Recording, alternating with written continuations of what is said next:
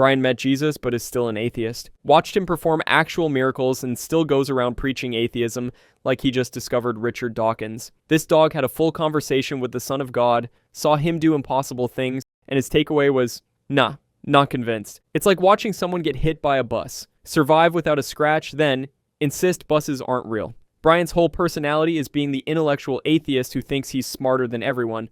But dude, you met the guy. You didn't read about him in a philosophy book or debate his existence online. You had dinner with him. The show just pretends this never happened because acknowledging it would mean Brian either has to admit he's wrong or come up with the most absurd rationalization in history. Instead, he keeps writing his terrible novels and arguing with people at parties about religion like he didn't literally shake hands with the Messiah. It's peak Brian, honestly. The guy would rather die on the hill of being intellectually superior than admit he witnessed something that contradicts his entire worldview. That's not atheism at that point. That's just being stubborn. Brian has a 13-year-old son. Brian is 7 years old in dog years, which the show loves to remind us about whenever it's convenient. Yet somehow this 7-year-old dog has a teenage human son named Dylan, who's old enough to drive and have relationship problems. The math doesn't just fail, it explodes into a million pieces and catches fire. Even if we're generous and say Brian aged differently or time works weird in Quahog, there's still the problem of biology. When exactly did Brian father a human child? Was he 3 in dog years? That's like 4 months old in human time. The logistics alone make your brain hurt. The show acts like this is totally normal because cartoons don't have to follow rules, but this isn't characters survive explosions logic. This is the timeline of existence is actively contradicting itself. Dylan shows up, has his whole storyline, then disappears, and everyone just moves on like they didn't just witness an impossibility. And Brian never talks about him again. No Father's Day episodes, no custody battles, nothing. He's got a teenage son out there somewhere and cares more about his Twitter mentions than checking in on the kid. Bonnie's pregnancy. Was pregnant for nearly a decade of real-world time before finally giving birth to Susie. That's not a pregnancy. That's a hostage situation. This woman carried a baby longer than most people stay married, and nobody in Quahog seemed remotely concerned about it. Joe would just casually mention his wife's eternal pregnancy, like it was a fun quirk instead of a medical emergency that should have involved every doctor on the East Coast. Meanwhile, Bonnie's walking around doing normal activities while gestating what should be a fully formed elementary school student at this point. When Susie finally arrives, she's just a regular baby. Not a super genius, not abnormally large, just completely normal. All those years of development apparently meant nothing. It's like the show forgot Bonnie was pregnant, remembered halfway through a season, and decided to just wrap it up real quick. The weirdest part is that after waiting literal years for this kid, Susie barely appears in episodes. She's not even a background character most of the time. Bonnie went through the longest pregnancy in television history for a child who contributes less to the show than the giant chicken. Hey, by the way, I'm posting pretty consistently here, so it would mean a lot if you could subscribe to the channel and drop a like for the algorithm. Peter isn't Meg's biological father. One episode drops the bomb that Meg's real father is some guy named Stan Thompson, which would explain why she's so miserable all the time. She's not even really a griffin. But then other episodes insist she looks exactly like Peter, has his mannerisms, and is clearly his biological daughter based on DNA evidence that suddenly exists. The show can't decide if Meg is Peter's kid or not, and honestly, it feels like they're just making it up as they go, based on whatever joke they want to land that week. Need to explain why Meg is different from the family? Not his real daughter. Need Peter to feel guilty about treating Meg like garbage? Actually his daughter, look how similar they are. It's like the writers had 2 different ideas for Meg's character and never bothered to pick one. So now we're stuck in this limbo where her parentage changes depending on the episode's needs. One week she's got Peter's chin and his terrible luck, the next week they're implying he's not her dad at all. Meg's whole existence is already tragic enough without adding who's your daddy as an ongoing mystery. The poor girl can't catch a break even in the basic facts of her own life. Brian joining the Griffin family.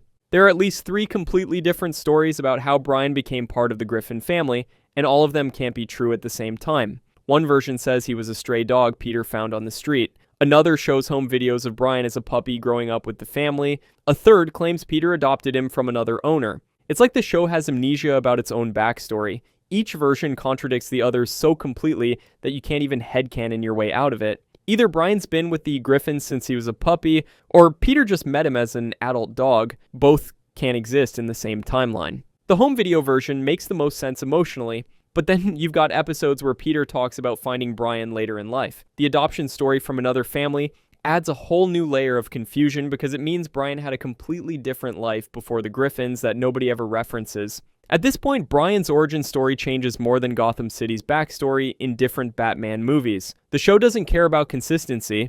They'll tell whatever version works for that particular episode and expect everyone to just roll with it. Stewie's herpes. From Brian's blood transfusion, which is scientifically impossible on every level. Herpes doesn't transmit through blood. It's a skin-to-skin contact thing. Even if we're being generous and saying cartoon science works differently, this still makes zero sense. Brian having herpes isn't the shocking part. He's been with more partners than anyone can count. But the idea that it jumped to Stewie through blood is like saying you can catch a cold from reading a book. That's not how viruses work, even in a universe where babies build time machines and dogs can talk. The episode treats this like it's legitimate medical drama, when really, it's just the writers not bothering to Google how herpes transmission works. They wanted the shock value of a baby getting an STD without thinking through the mechanics of how that would actually happen. And of course, after the episode ends, Stewie's herpes is never mentioned again. No treatment, no ongoing joke about it, nothing. It was just there for one plot and then vanished into the void like most of the show's continuity. Stewie's parents. Can't understand him. Sometimes only Brian gets him. Sometimes Chris can hear him perfectly. Sometimes Lois has full conversations with him. Sometimes he's speaking complete gibberish to everyone except the audience. One episode will have Lois responding directly to Stewie's complex sentences. Then the next episode, she's treating him like a normal baby who just babbles. There's no pattern, no logic, no in-universe explanation. It's just whatever the plot needs that week. The show even makes jokes about this inconsistency, which somehow makes it worse. They're aware it makes no sense, but refuse to commit to any actual rule. It's like they want the flexibility to have Stewie interact with whoever works for the story without being locked into consistent world building. Brian's supposed to be the only one who truly understands him, which was the original conceit. But that lasted about as long as Stewie's plans to kill Lois, abandoned whenever it became inconvenient. Now, Stewie exists in this weird quantum state where he's simultaneously speaking English and baby nonsense depending on who's in the room. Quagmire is 61 yet can't buy alcohol, which already seems wrong because he looks and acts like he's maybe 40. But fine, cartoon ages are weird. The real problem comes when the drinking age gets raised to 50, and suddenly Quagmire can't buy alcohol anymore. Wait, what? He's 61, the drinking age is 50, even basic math says he should be fine. But the episode treats him like he's too young to drink, as if his own license is lying or the writers forgot what number they put on there in the first place. It's not even a joke about fake IDs or Quagmire lying about his age. The show genuinely acts like he's not old enough. Nobody in the episode points out the obvious contradiction. They just run with it, like the audience won't notice that 61 is in fact larger than 50. This is the kind of plot hole that makes you wonder if anyone's checking these scripts before animation starts. It's not a subtle continuity error, it's basic arithmetic failing in real time. Quagmire's 61 but can't drink when the age limit is 50. That's not a plot hole. That's math having a stroke. Peter's hair changing from white to brown.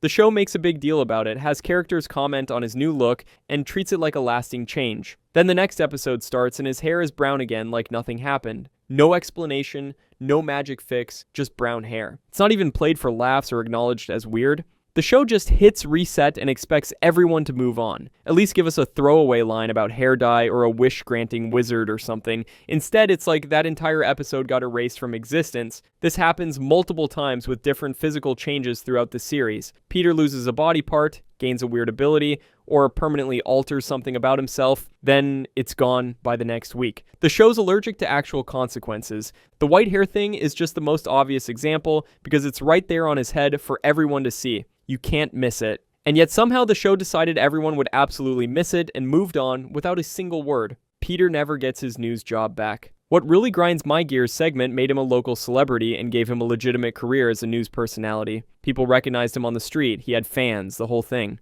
Then the timeline resets in a later episode and that job just vanishes into thin air. No explanation about him getting fired, no joke about ratings dropping, nothing.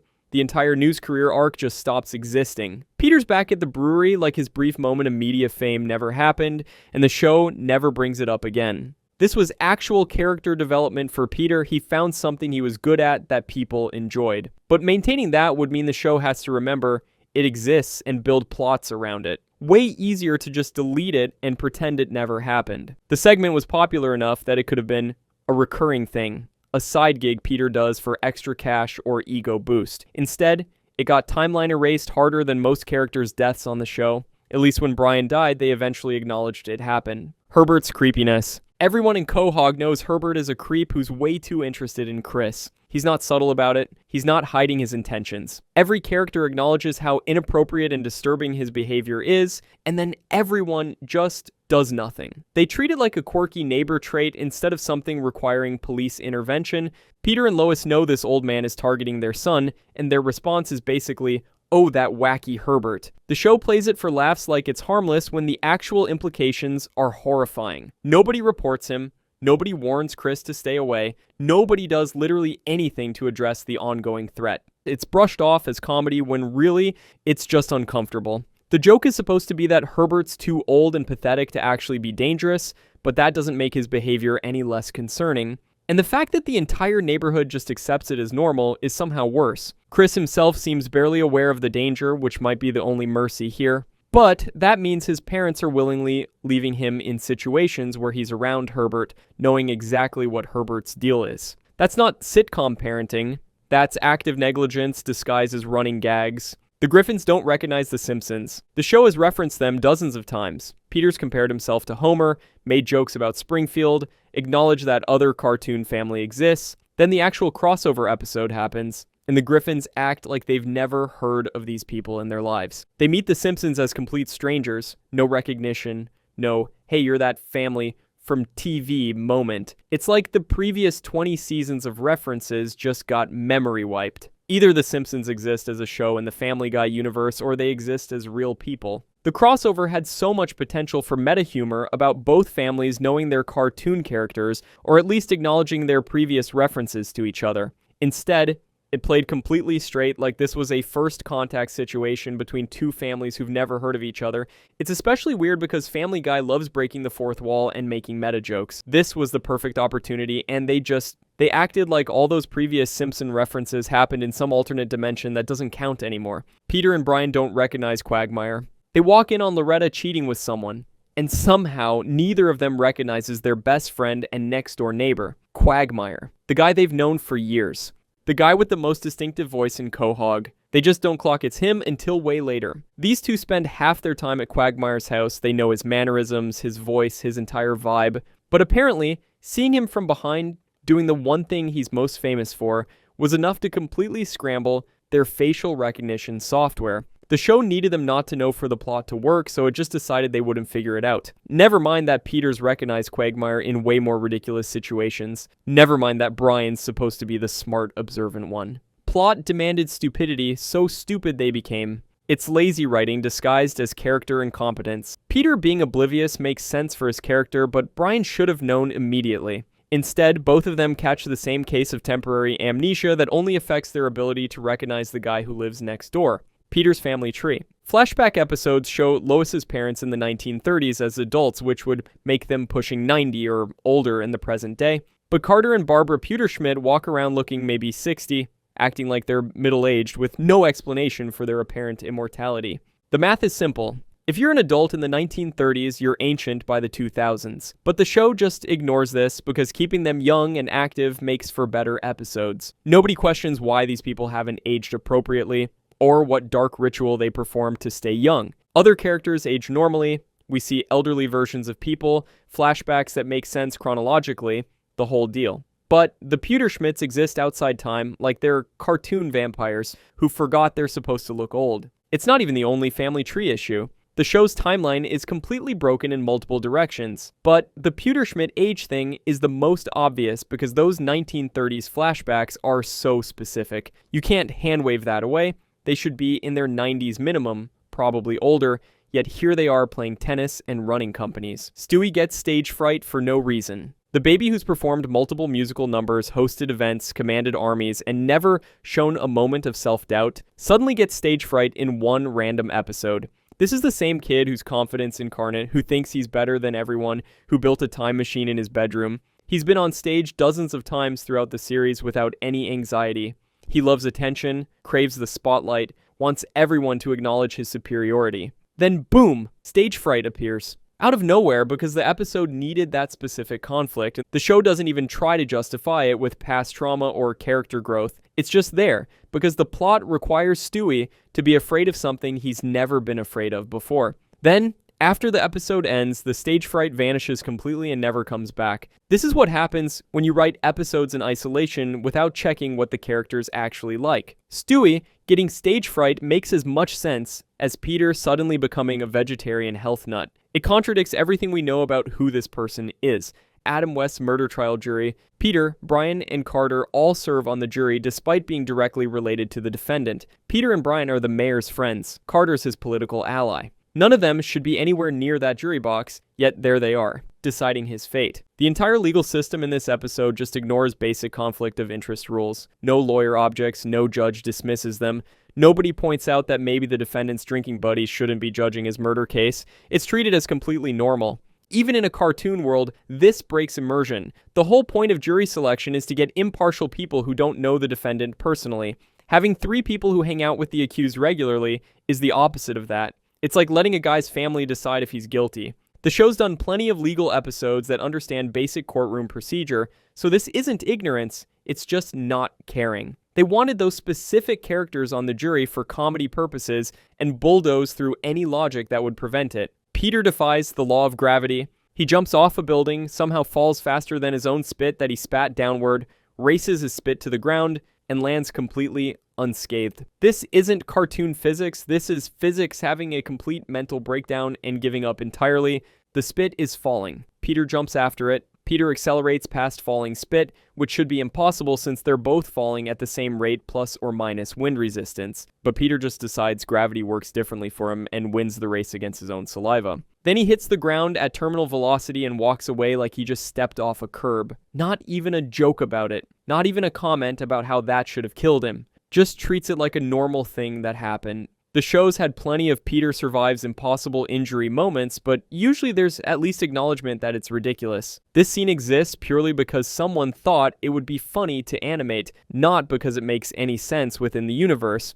Peter's not invincible in canon, he gets hurt all the time. But, apparently, gravity is optional when the scene calls for it. Lois's accent makes no sense. Sounds like she grew up in Boston or Rhode Island her whole life, which would make sense except her entire family is wealthy Rhode Island aristocracy, and none of them sound like that. Carter, Barbara, and her siblings all speak in that upper-class neutral accent rich people have. Where did Lois pick up her accent? She grew up in the same house as her siblings, went to the same schools, had the same upbringing, but somehow only she sounds like a local while everyone else in her family sounds like they summer in the Hamptons. It's not a class thing either. Lois acts and talks more working class than her background suggests, but the show never explains why she's the only PeterSchmidt who sounds like an actual Rhode Islander instead of a trust fund baby. The easy explanation is that the writers gave her that voice early on and never thought about it, then created her family later without matching the accents. But now we're stuck with this weird inconsistency where Lois sounds completely different from people she grew up with for no apparent reason.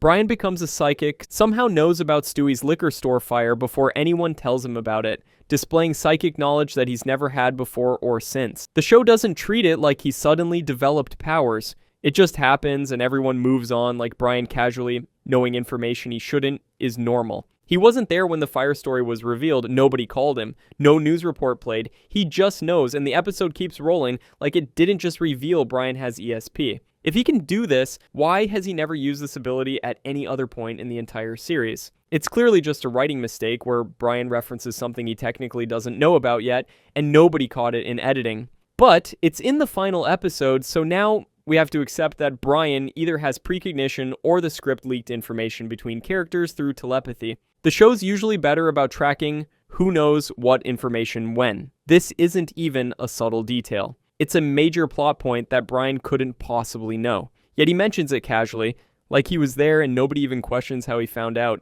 Lois's sister's baby vanishes. Carol gives birth to a baby in one episode, full pregnancy, delivery, the whole thing. Then that child ceases to exist, not dead, not given up for adoption, not explained away, just gone, erased from reality. The baby vanishes, and Carol goes back to being childless in every future episode. No one mentions the missing infant. No family gatherings where someone asks, "Hey, where's your kid?"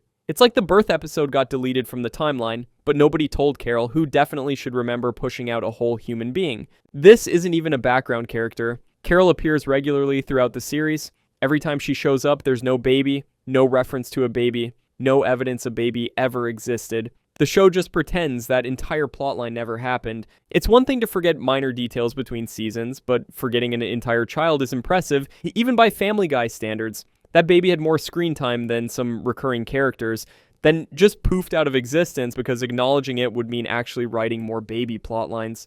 If you enjoyed this video, I'm going to be posting a lot here, so please subscribe, and thanks for watching.